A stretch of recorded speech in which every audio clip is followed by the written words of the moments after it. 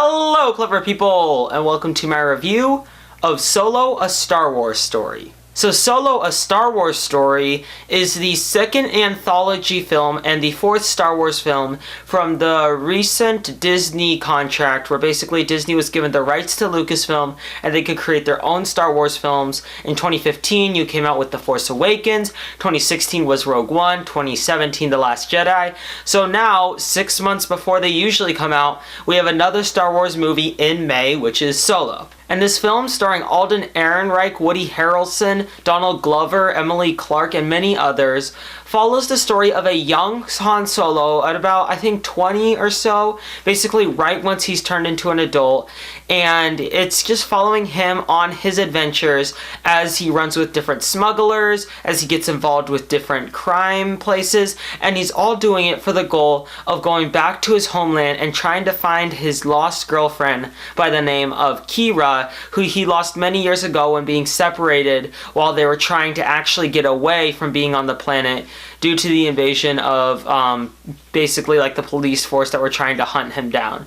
So Solo was a movie I had tentative excitement for because it's a Star Wars movie and I'm always going to look forward to a Star Wars movie when it's coming out. And on top of that, Solo is one of, if not my favorite film character of all time. He is an absolute icon. He has loads of charisma. Harrison Ford just played him perfectly. So I was kind of tentative. The only reason I was really tentative about seeing this movie was because of all the production drama. With Phil Lord and Chris Miller being kicked off of set when I believe they were about like 3/4 the way through making the movie and replacing the director with Ron Howard and reshooting some scenes, I was concerned that the movie would feel like it was directed by two different people. And I was just really hoping that that wouldn't happen because, you know, we saw that just happen with Justice League, which was directed by Zack Snyder, and then he had to leave, so it was taken over by Joss Whedon. And unfortunately, that merited a very bad movie. And it looks like Solo unfortunately follows that path. Solo is not a terrible movie. It's not horrible. It's just not good either. It's a solid, like, okay, mediocre film. My biggest problem with Solo was probably the way that they handled all of their characters. I think that the only one that was really mastered was Lando. All of his dialogue seemed like Lando-ish dialogue. Donald Glover was perfect at portraying that character. He was just smug, and even when he had some very non-Lando-like emotions, like when I can't spoil that, but he has a very sad scene in the movie, and he still was able to retain Lando despite showing some emotions that you wouldn't expect from him. Emily Clarke was fine as Kira. She was alright. But beyond that, all the other characters felt really, really flat for me. The biggest standing out was Alden Ehrenreich, who played Solo. I think that his biggest issue was the fact that he didn't go for smug.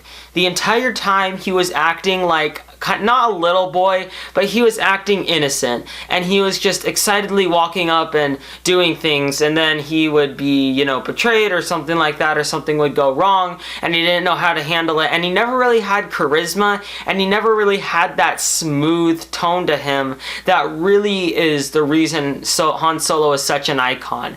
He's a smuggler, and he thinks that he's a lot greater than he is. He's very charismatic. He's willing to portray people, but at the same time, he does have some caring.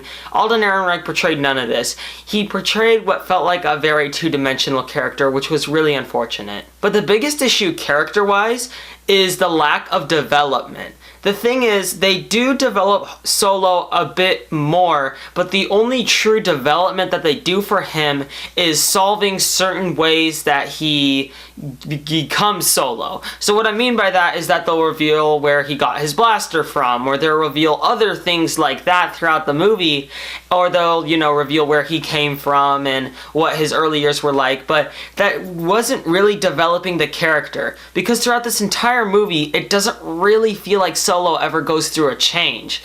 He never really goes through an arc, a character arc. He kind of just stays the same character that he was at the beginning.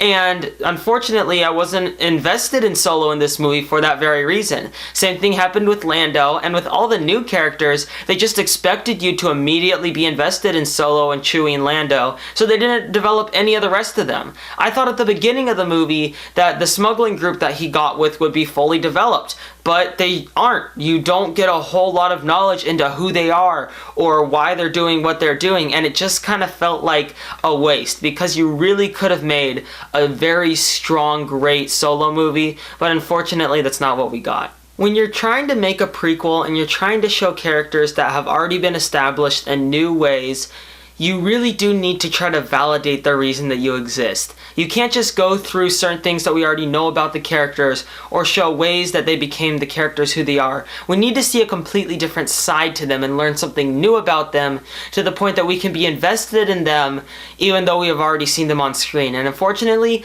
Solo does not have any full validation for why it exists. It just exists really because it was made to make money is honestly how it feels.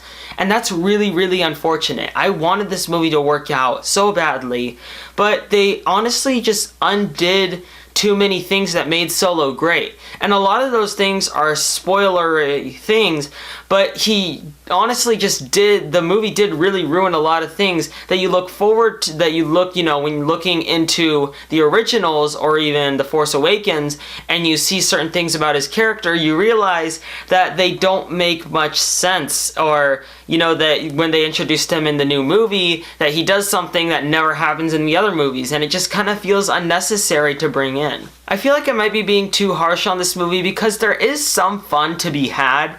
I really did like the action scenes above all else.